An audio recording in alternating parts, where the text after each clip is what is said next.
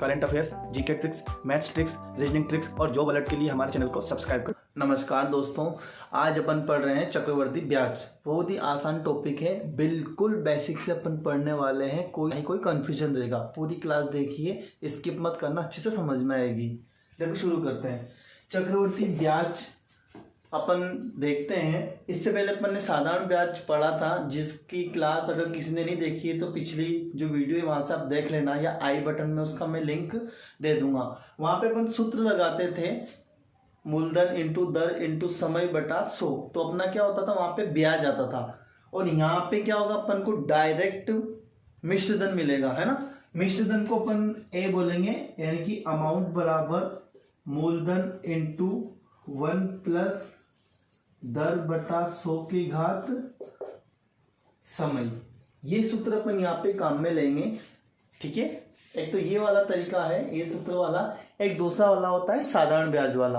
अपन दोनों ही तरीके से मैं आपको क्वेश्चन बताने की कोशिश करूंगा, जिस तरीके से आपको समझ में आ जाए वैसे कर लेना। अपन यहाँ पे ध्यान रखेंगे अपना जल्दी से जल्दी आंसर आ जाए, और जो आंसर आए वो सटीक रहे, श्योर रहे, वो तरीका अपन यहाँ पे काम में लेंगे। मैं फिर बताता हूँ, मैं यहाँ पे सिर्फ बेसिक लूंगा, कोई ट्रिक नहीं बता रहा हूँ, ठीक है। शुरू करते हैं। देखिए यहाँ पे अपन पहला प्रश्न देखते हैं। 4,000 रुपए का 5% चक्रवृद्धि ब्याज की दर से 2 वर्ष का ब्याज कितना होगा।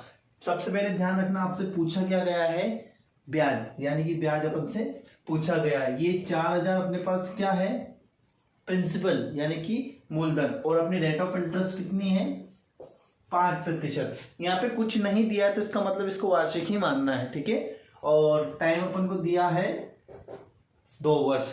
क्लियर। एक तरीका तो इसका सूत्र लगा के अपन सोल्व कर ले। मैं पहले सूत्र से बताता हूं। सूत्र था अपना amount equal to P into 1 plus R बटा 100 की घात T माइनस P।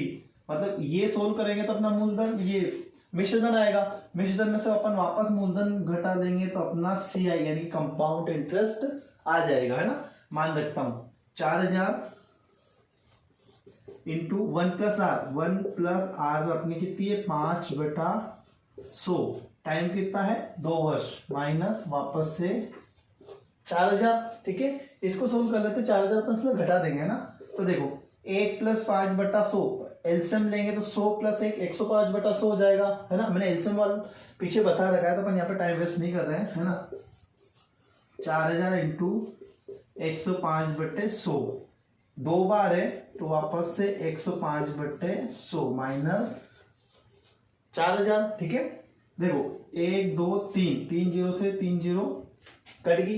यहाँ पे बचा है 10, यहाँ पे 5, तो 5 दूनी 10, 5 दूनी 10, 5 एकम 5, 21, 2 एकम 2, 2 दूनी 4, 2 बार कट गया। यानी कि अपने पास क्या बचा, CI बराबर 2 इंटू 21, तो 21 इंटू 105 माइनस 4,000, ठीक है। मैं इनका गुणा करता, 21 दूनी 42, है ना। तो देखो अपने पास आया 42 इंटू 105 माइनस 4,000, ठीक है। 42 में मैं 105 में 42 का गुणा करता हूं, ठीक है। तो मैं यहाँ पे करता हूं, देखो 105 में अपन 42 का गुणा करेंगे तो 210 और 420, यानी कि 4,410। 4,410 में से 4,000 गया तो कितना बचा, 410 रुपए। यानी कि कंपाउंड इंटरेस्ट कितना आया, मतलब चक्रवृद्धि ब्याज कितना है, 410 रुपए। यानी कि अपना राइट आंसर ये, ठीक है। एक तरीका तो ये हो गया। दूसरा तरीका मैं साधारण ब्याज वाले तरीके से यहाँ पे आपको बताता हूं, है ना। आपको तो आंसर चाहिए, किसी भी तरीके से आ जाए। अगर आप अच्छे से सोल्व करते हैं, आपकी स्पीड बढ़ जाती है, तो आपको कोई फर्क नहीं पड़ता आप किस तरीके से सोल्व कर रहे हैं। देखो तो 4,000 का 1 साल का ब्याज देखते हैं ना।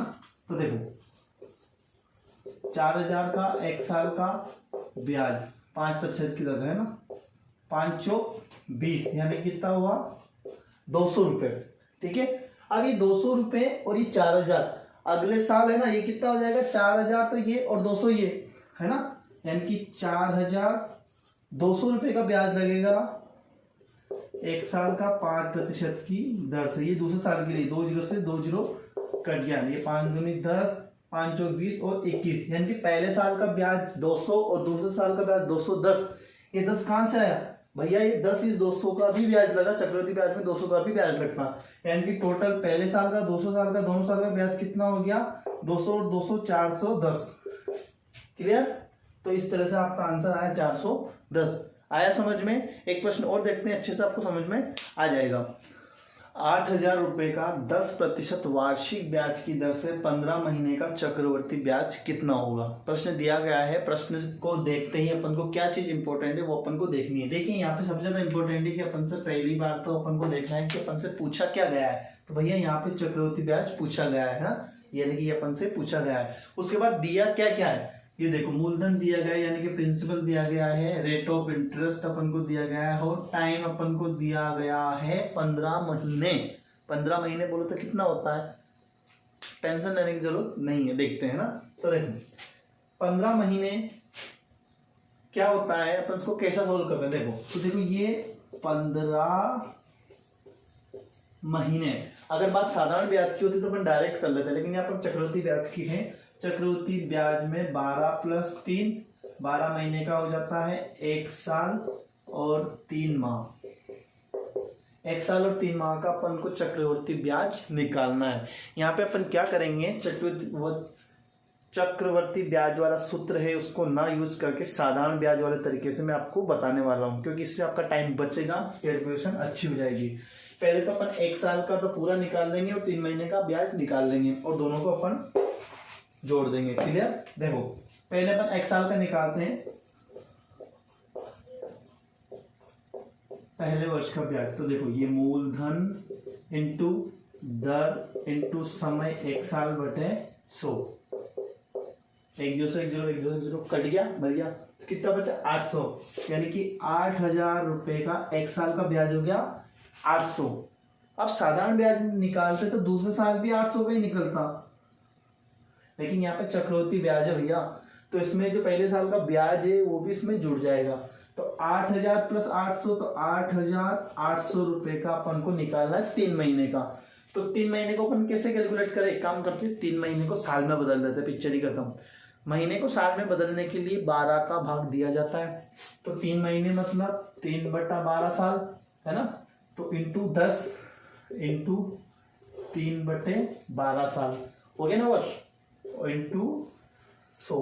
ठीक है, सोल्व कर लेते हैं। 2 0 से 2 0 कट गया, 12 3 3 एकम 3 3 चौक 12, 4 एकम 4 4 दूनी 8 4 दूनी 8, 22 इंटू 10 यानी कि 220।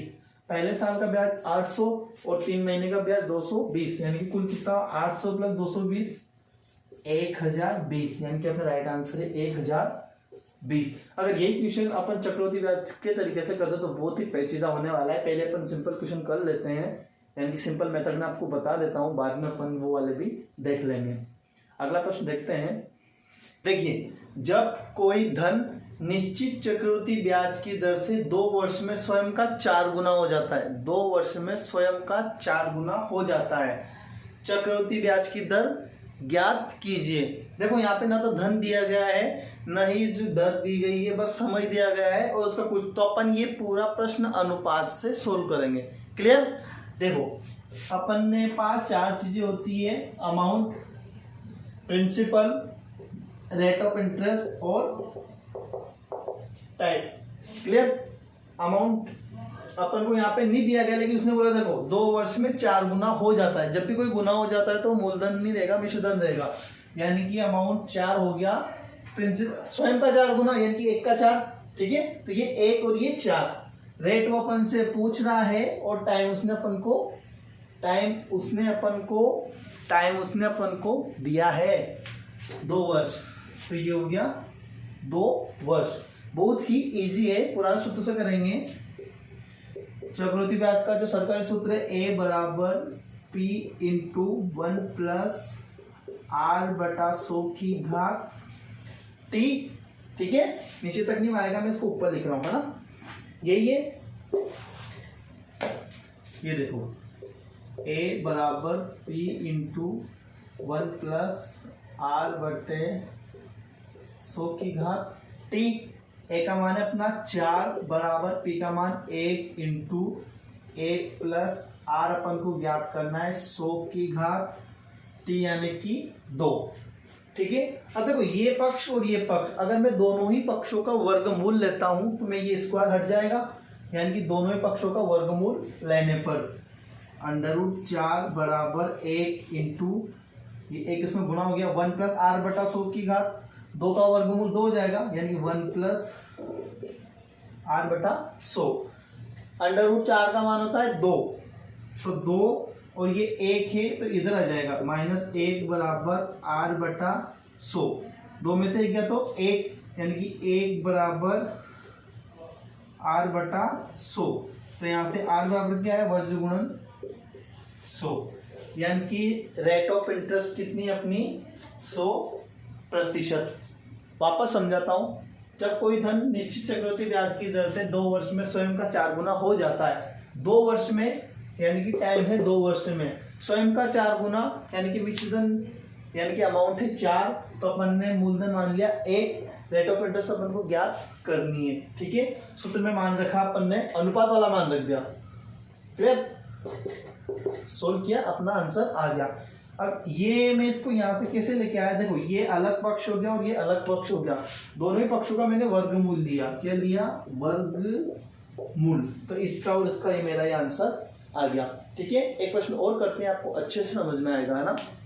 देखिए, कोई धन निश्चित चक्रवृद्धि ब्याज की दर से 3 वर्ष में 27 गुना हो जाता है, मतलब 27 गुना हो जाता है, यानी कि ये जो 27 गुना क्या है, अमाउंट यानी कि मिश्रधन है, तो ब्याज की दर ज्ञात करो। यहाँ पे चक्रवृद्धि ब्याज की बात होगी तो दर भी चक्रवृद्धि ब्याज की ही होगी, यानी कि अपन से वो पूछ रहा है कि रेट ऑफ इंटरेस्ट बताइए भैया कितना है।